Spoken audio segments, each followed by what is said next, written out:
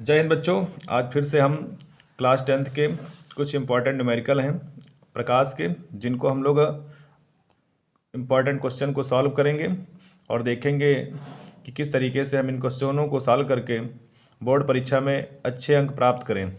तो हम लोग पहला क्वेश्चन दिया है, वायु के सापेक्ष जल तथा कांच के अपवर्तनांक क्रमशः 4/3 एवं 3/2 हैं। जल का कांच के सापेक्ष अपवर्तनांक ज्ञात करना है। तो यहाँ पर इस तरीके के क्वेश्चन को करने के लिए हमें दो चीज़ें याद रखनी है, जिसका हमें पूछा जा रहा है। तो क्वेश्चन में कहा जा रहा है कि जल का कांच के सापेक्ष अपवर्तनांक ज्ञात करना है, यानी हमें जल का निकालना है और कांच के सापेक्ष निकालना है। तो पहले जो क्वेश्चन में दिया गया उसको लिखते हैं। कहा गया है वायु के सापेक्ष जल तथा कांच के अपवर्तनांक। तो हम लिखते हैं वायु के सापेक्ष जल और वायु के सापेक्ष कांच के जो अपवर्तनांक दिए गए हैं, वायु के सापेक्ष जो जल का अपवर्तनांक है वो 4/3 और वायु के सापेक्ष जो कांच का अपवर्तनांक है वो 3/2 है। अब हम देखते हैं कि हमें निकालना क्या है। हमसे कहा गया है जल का कांच के सापेक्ष अपवर्तनांक ज्ञात करो। तो हमें लिखना है जल का निकालना है कांच के सापेक्ष, तो हम लिखेंगे GNW। इसके बाद जिसका निकालना होता है उसका वायु के सापेक्ष अपवर्तनांक ऊपर लिखते हैं, यानी हमें निकालना है जल का निकालना है तो हम वायु के सापेक्ष जल का अपवर्तनांक ऊपर लिखेंगे और वायु के सापेक्ष कांच का अपवर्तनांक नीचे लिखेंगे। तो हमारे पास वायु के सापेक्ष जल का जो अपवर्तनांक दिया है वो 4/3 दिया है और वायु के सापेक्ष जो कांच का अपवर्तनांक दिया है वो 3/2 दिया है। अब हम इसको ऊपर ले जाएंगे तो यहाँ हो जाएगा 4 × 2 और यहाँ हो जाएगा 3 × 3। जब ऊपर हम मल्टीप्लाई करेंगे तो 4 दूनी 8 हो जाएगा और 3 को 3 से गुणा करेंगे 9 हो जाएगा। तो इस तरीके से हमारे पास जल का कांच के सापेक्ष अपवर्तनांक ज्ञात हो जाएगा। तो बच्चों तीसरा क्वेश्चन हमारे पास दिया गया है कि 7 सेंटीमीटर साइज का कोई बिंब 18 सेंटीमीटर फोकस दूरी के किसी अवतल दर्पण के सामने 27 सेंटीमीटर की दूरी पर रखा गया है। दर्पण से कितनी दूरी पर किसी पर्दे को रखें कि उस वस्तु का स्पष्ट फोकसित प्रतिबिंब प्राप्त किया जा सके। प्रतिबिंब का साइज तथा प्रकृति ज्ञात करनी है। तो हमसे क्वेश्चन में कहा गया है कि एक अवतल दर्पण है। तो जैसा कि हम जानते हैं कि अवतल दर्पण में जो U का मान या V का मान और F का मान और वक्रता त्रिज्या R के मान होते हैं, वो सारे जो हैं वो माइनस में होते हैं। थोड़ा सा हम लोग यहाँ समझते हैं कि जो अवतल दर्पण होता है, अवतल दर्पण, उसमें जो वस्तु की दूरी जिसे हम लोग U से दिखाते हैं वो माइनस में होती है। प्रतिबिंब की दूरी जिसे हम लोग V से दिखाते हैं वो भी माइनस में होती है। फोकस दूरी जिसे हम लोग F से दिखाते हैं वो भी माइनस में होती है और दर्पण की जो वक्रता त्रिज्या है R वो भी माइनस में होती है। तो इस तरीके से हमसे कहा गया। और अवतल दर्पण द्वारा जो प्रतिबिंब बनता है लगभग सभी स्थितियों में, एक स्थिति को छोड़कर बाकी सभी स्थितियों में उल्टा बनता है और वास्तविक बनता है। तो इस तरीके से हम लोग इस सवाल को सॉल्व करने के लिए चलते हैं। तो हमारे पास जो दिया है क्वेश्चन में वो 7 सेंटीमीटर साइज का कोई बिंब है। तो जो वस्तु की लंबाई दी गई है और वस्तु की लंबाई को हम लोग O से दिखाते हैं, तो O बराबर हमें दिया गया है 7 सेंटीमीटर। अब आगे कह रहे हैं कोई बिंब 18 सेंटीमीटर। तो यहाँ पर बिंब का मतलब है वस्तु। तो ये NCERT की किताबों में जो वस्तु है उसको बिंब लिख कर आता है, तो आप लोग परेशान ना हो। जो बिंब का मतलब है वो वस्तु है और वस्तु जो है 18 सेंटीमीटर फोकस दूरी के। तो जो अवतल दर्पण की फोकस दूरी कही जा रही है वो 18 सेंटीमीटर, यानी F का मान जो है वो हम लिखेंगे माइनस का 18 सेंटीमीटर, क्योंकि अवतल दर्पण है और अवतल दर्पण में जो फोकस दूरी होती है वो माइनस साइन के साथ होती है। अवतल दर्पण के सामने 27 सेंटीमीटर दूरी पर रखा गया है, यानी वस्तु को जिस दर्पण की एक दर्पण के सामने रखा गया है, जो अवतल दर्पण है जिसकी फोकस दूरी 18 सेंटीमीटर है और वस्तु को 27 सेंटीमीटर की दूरी पर रखा गया है। तो हम लिखेंगे कि U बराबर जो है वो माइनस का 27 सेंटीमीटर है। अब क्वेश्चन में हमसे ये कह रहे हैं दर्पण से कितनी दूरी पर किसी पर्दे को रखें कि उस वस्तु का स्पष्ट फोकसित प्रतिबिंब प्राप्त किया जा सके। यानी हमसे प्रतिबिंब की स्थिति पूछ रहे हैं, तो यानी v का मान पूछा गया है। प्रतिबिंब का साइज ज्ञात करने को कहा गया है, तो प्रतिबिंब का साइज का मतलब हमसे I का मान ज्ञात करने को कहा गया है। तो हम चलते हैं, तो हमने एक दर्पण का फार्मूला पढ़ा है, दर्पण के सूत्र से। तो दर्पण का सूत्र जो कहता है वो 1/f बराबर 1/v प्लस का 1/u होता है। अगर हम इस फार्मूले में रखें तो हमें 1/f यानी f का जो मान है वो माइनस का 18 है, और v का मान जो है वो निकालना है, और u का मान जो है माइनस का 27 है। आगे हम लोग सॉल्व करते हैं, तो ये माइनस का 1/18 हो जाएगा, और ये 1/v और ये प्लस और माइनस आपस में गुणा होके माइनस हो जाएंगे, और ये 1/27 हो जाएगा। जब इस माइनस 1/27 को जब हम इधर लाएंगे तो ये प्लस का हो जाएगा, तो हम लिख सकते हैं 1/27 और प्लस का 1/18 और बराबर का 1/v। अब 18 और 27 का जब हम एलसीएम लेते हैं तो हम लोग देखते हैं, हम लोग पहले 2 से काटते हैं, उसके बाद हम लोग 3 से काटते हैं, और पुनः हम लोग 3 से काटते हैं,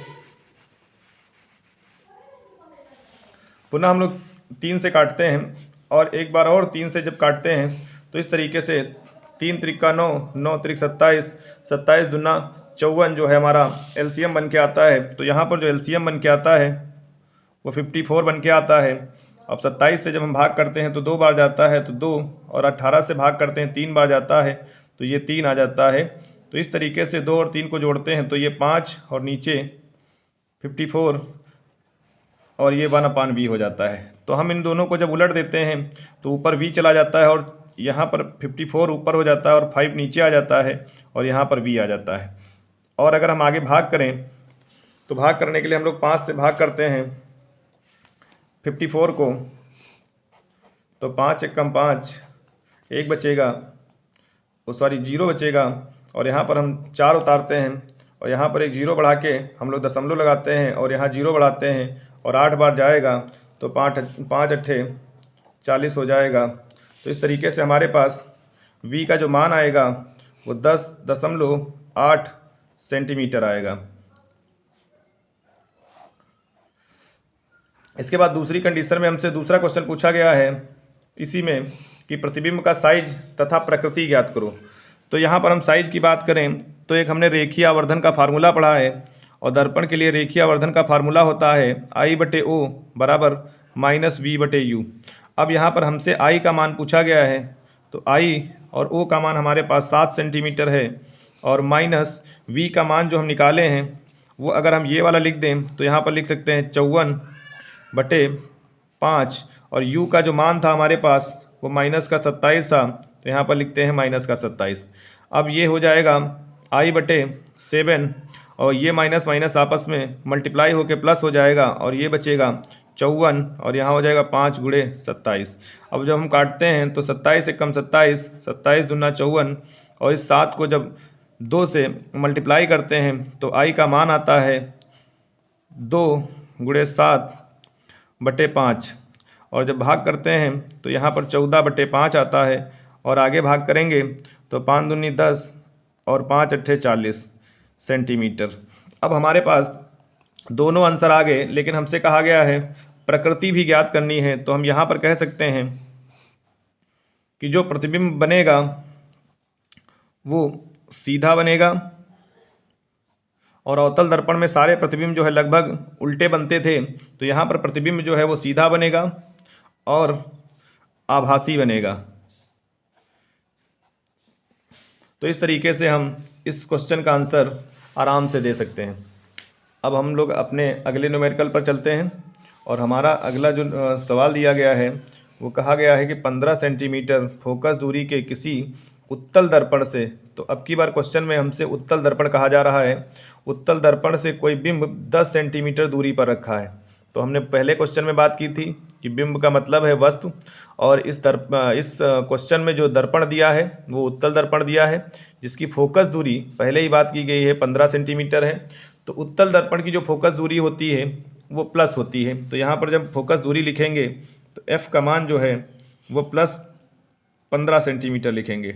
अब कह रहे हैं उत्तल दर्पण से कोई बिंब 10 सेंटीमीटर दूरी पर रखा गया है और u का मान जो है हमेशा माइनस में होता है, वो दर्पण चाहे उत्तल हो या अवतल हो, ये हम लोगों ने पढ़ा है। अब कह रहे हैं प्रतिबिंब की स्थिति, यानी प्रतिबिंब की स्थिति का मतलब है v का मान और तथा प्रकृति ज्ञात करनी है। तो सबसे पहले हम v का मान निकालते हैं। तो यहाँ पर दर्पण की बात की गई है, तो हम लोग चलते हैं दर्पण का सूत्र लगाते हैं। तो यहाँ पर लिखते हैं दर्पण के सूत्र से, और दर्पण का सूत्र कहता है 1/f बराबर 1/v और प्लस का 1/u। अब हमारे पास f का मान है 1/15 और v का मान हमें निकालना है और प्लस u का मान माइनस का 10 है। अब यहाँ पर आएगा 1/15 और यहाँ पर 1/v माइनस का 1/10।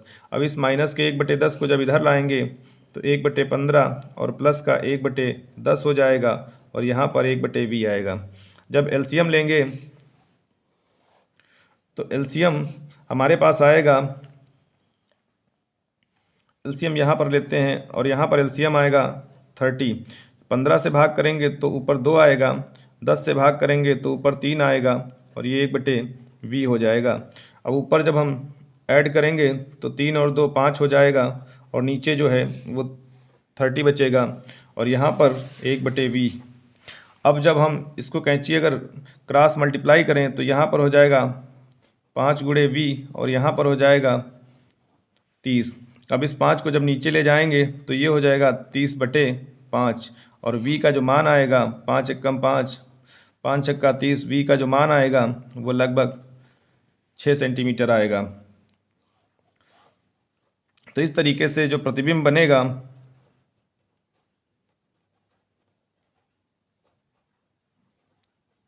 छः सेंटीमीटर की दूरी पर बनेगा। अब हमसे प्रकृति पूछी गई है, तो प्रतिबिंब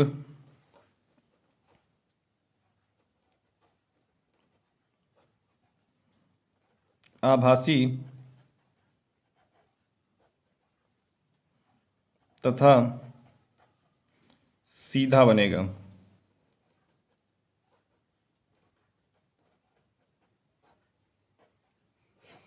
तो इस तरीके से इस क्वेश्चन को हम आराम से सॉल्व कर सकते हैं। तो अगला क्वेश्चन हमारे पास ये 5 नंबर है और हमारे पास इसमें दिया गया है कि 5 सेंटीमीटर लंबाई की वस्तु 40 सेंटीमीटर फोकस दूरी वाले उत्तल लेंस के सामने मुख्य अक्ष पर 20 सेंटीमीटर की दूरी पर रखी है।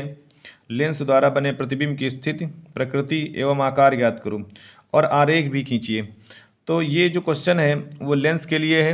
अभी तक हम लोगों ने जो क्वेश्चन सॉल्व किए हैं, तो बच्चों हम लोगों ने जो क्वेश्चन सॉल्व किए वो दर्पण के लिए था। अब हमारे पास एक लेंस का क्वेश्चन है और एक इम्पॉर्टेंट क्वेश्चन है, ये 2020 के सेट में आया भी है और ये 4 नंबर का क्वेश्चन है। इसमें ये कहा गया है कि 5 सेंटीमीटर लंबाई की वस्तु है। तो सबसे पहले हम वस्तु की लंबाई लिखते हैं, जिसे हम लोग ओ से दिखाते हैं। तो ओ बराबर हमें दिया गया है 5 सेंटीमीटर। आगे कह रहे हैं 5 सेंटीमीटर लंबाई की वस्तु 40 सेंटीमीटर फोकस दूरी वाले। तो जो फोकस दूरी दी है लेंस की वो 40 सेंटीमीटर दी है और हम ये जान लें कि जो उत्तल लेंस होता है इसमें जो फोकस दूरी होती है वो प्लस में होती है और अवतल लेंस की जो फोकस दूरी है वो माइनस में होती है। तो यहाँ पर जो फोकस दूरी दी है उत्तल लेंस की वो f का मान वो हमें 40 सेंटीमीटर दिया है। अब कह रहे हैं कि सामने मुख्य अक्ष पर 20 सेंटीमीटर की दूरी पर वस्तु रखी है। तो जो u का मान है वो हमेशा माइनस में होता है और ये 20 सेंटीमीटर दिया है। आगे कह रहे हैं लेंस द्वारा बने प्रतिबिंब की स्थिति, यानी हमें v का मान, प्रकृति एवं आकार ज्ञात करना है। तो आकार के लिए हमें I का मान चाहिए। तो अब यहाँ पर हम लेंस का फार्मूला यूज करेंगे। तो हम लिखेंगे लेंस के सूत्र से, और जो लेंस का सूत्र है वो 1/f बराबर 1/v माइनस 1/u है। अब यहाँ पर हम f का जो मान है वो 1/40 लिखेंगे और v का जो मान है वो हमें निकालना है और माइनस u का जो मान है वो माइनस का 20 है अब आगे अगर सॉल्व करें तो ये 1/40 हो जाएगा और यहाँ पर 1/v और ये माइनस माइनस प्लस हो जाएगा और इसे हम 1/20 लिखेंगे। अब आगे चलते हैं। इस 1/20 को जब इधर लाएंगे तो ये 1/40 और माइनस का 1/20 और बराबर का 1/v हो जाएगा। जब एलसीएम लेते हैं तो एलसीएम 40 होता है और 40 को 40 से भाग करते हैं तो एक बार जाता है और जब 20 से 40 को भाग करते हैं तो 2 बार जाता है और यहाँ पर माइनस का 2 हो जाता है। अब जब हम इसको घटाते हैं तो ये माइनस का 1 और नीचे 40 और बराबर 1/v हो जाता है। जब क्रॉस मल्टीप्लाई करते हैं तो ये माइनस का v और इस 40 को 1 से गुणा करते हैं तो ये 40 हो जाता है और v का जो मान है माइनस का 40 सेंटीमीटर हो जाता है। तो इस तरीके से हमें प्रतिबिंब की स्थिति पता हो जाती है।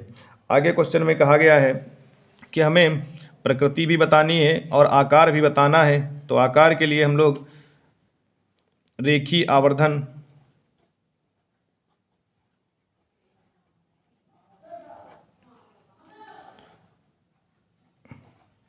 सूत्र से और रेखीय आवर्धन का सूत्र लेंस के लिए I/O और बराबर V/U होता है।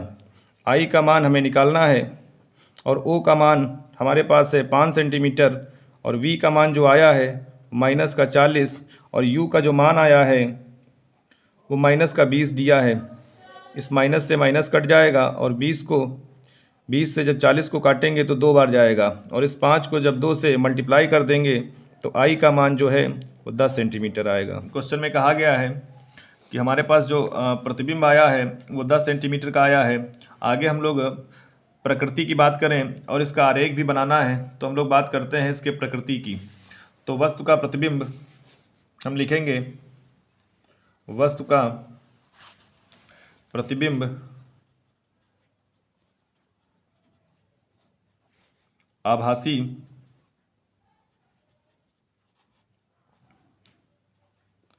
सीधा तथा, चूंकि वस्तु 5 सेंटीमीटर लंबी थी और प्रतिबिंब की लंबाई 10 सेंटीमीटर आई है तो हम कह सकते हैं सीधा तथा वस्तु से बड़ा बनता है। और आरेख की बात की जाए तो यहाँ पर उत्तल लेंस कहा गया है तो हम लोग उत्तल लेंस बनाएंगे और एक इसके बीच से एक मुख्य अक्ष बनाएंगे और ये हमारा प्रकाशी केंद्र हो जाएगा। और इस प्रकाशी केंद्र से वस्तु जो है वो 20 सेंटीमीटर की दूरी पर रखी है तो यहाँ पर एक वस्तु रख दें और इसकी जो दूरी है वो 20 सेंटीमीटर कर दें। माना एक वस्तु जो है वो AB है। अब यहाँ से हमने नियम पढ़े हैं और लेंस के जो 3 नियम थे उसमें ये कहा गया था पहले नियम में कि यदि कोई वस्तु मुख्य अक्ष के समांतर लेंस पर पड़ती है, यदि कोई प्रकाश किरण मुख्य अक्ष के समांतर लेंस पर आपतित होती है तो इसके फोकस से जाती है। तो ये इसके फोकस से जहाँ पर ये मुख्य अक्ष को काटेगी वहीं पर इसका फोकस है और फोकस दूरी जो दी है वो 40 सेंटीमीटर दी है। दूसरी बार में जब हम इसके प्रकाशी केंद्र से डालते हैं तो ये सीधी निकल जाती है और ये प्रकाश किरणें आगे की ओर बढ़ाने पर एक दूसरे को कहीं नहीं काटती। तो इन प्रकाश किरणों को हम पीछे की ओर बढ़ाते हैं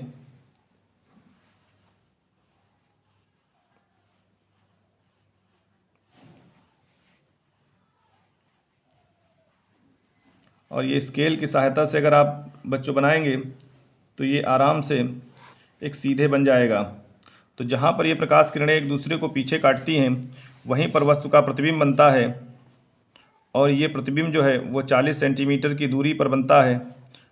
और ये प्रतिबिंब की जो दूरी आई थी वो माइनस की आई थी और माइनस का साइन ये इंडिकेट करता है कि जिधर वस्तु है प्रतिबिंब भी उधर बनता है। तो इस तरीके से हम इसका जो आरेख है वो आसानी से बना सकते हैं।